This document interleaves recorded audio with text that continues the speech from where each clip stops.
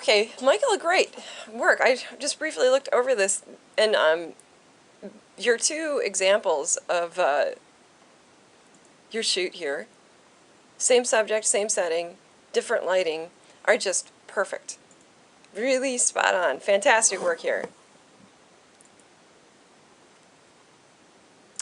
And then, let's see, and you included your light meter shot. You've got that down. Yes, that's the way to do it. And then ideally, we would have two shots of your light setup, one with each of your, your best, one setup for each of your best images. So I'm not sure that was totally clear. So but that's fine, because really what I want to focus on here is your two images using light, just light, to change the mood are perfect.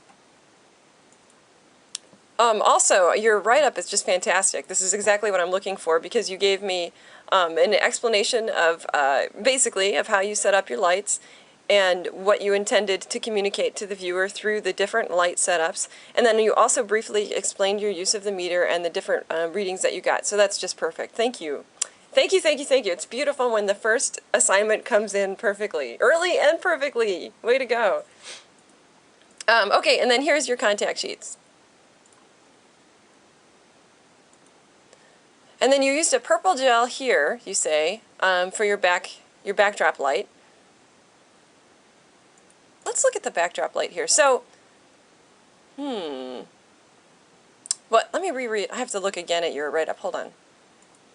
Okay, so I don't know, but I'm assuming that this stayed, that your bounce stayed for both images. I don't know. And I'm also assuming that you used one single light source for each shot. Oh, that's interesting. I'll tell you what threw me off is because last time I taught this course, this assignment was slightly different. Last time there was a parameter of only using one light, and so I was thinking, and typically students don't pay attention to that. And I was like, oh wow, Michael even paid attention to the one light constraint, but actually it looks like they removed that constraint. But you did a great job with just one light. So here we have it without the without the umbrella, and here we have it without, or with. Okay, so perfect. So here, what you've got is, and I want to talk a little bit to you, because it seems like you've got a lot of skill with your lights already, so I want to talk to you about ratios. So you've got about a 1:2 ratio here. It's like maybe 1 to 1.5, or 1 to 2, really. And then here, I would need a meter. No, I would need to be there and to meter it myself to know for certain, but I'm going to think that this is somewhere between like a 1 to 5 to 1 to 8, maybe. It could be 1 to 4, I'm not real sure. So I'm wondering if you have any experience metering ratios yet, and that's going to be I think it's going to be really helpful for you.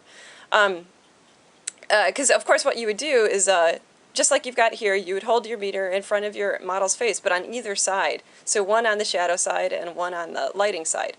To give us a sense of, or to give yourself a sense of the split between your two exposures, which would give you your ratio. And then I actually have a photographer's tip for you. So this, your moody shot with your highlight ratio, is really lovely. A little tip would be this: get some light back into that eye, and the way that you do it is just with a tiny bounce, maybe like even on her lap. It would, it illuminates this. It's going to add some highlight all over the place, maybe. But what it does is it gives us the description of her eye, which makes the whole thing more mesmerizing and more personal and a little bit more intense, and that's what we're going for here. There's other ways that you could do it too. You can have what's called there's something called a kicker, actually, which is it's almost, I don't know, it's almost what you have here, is it's a little bit of light on the temple. You can move the I believe it's your bounce that's creating this effect with a little bit of extra light on the temple. So what you could do is move your bounce so that it's just a little bit more in front of your model, and then that light becomes a little bit more centered here. And so you get her iris?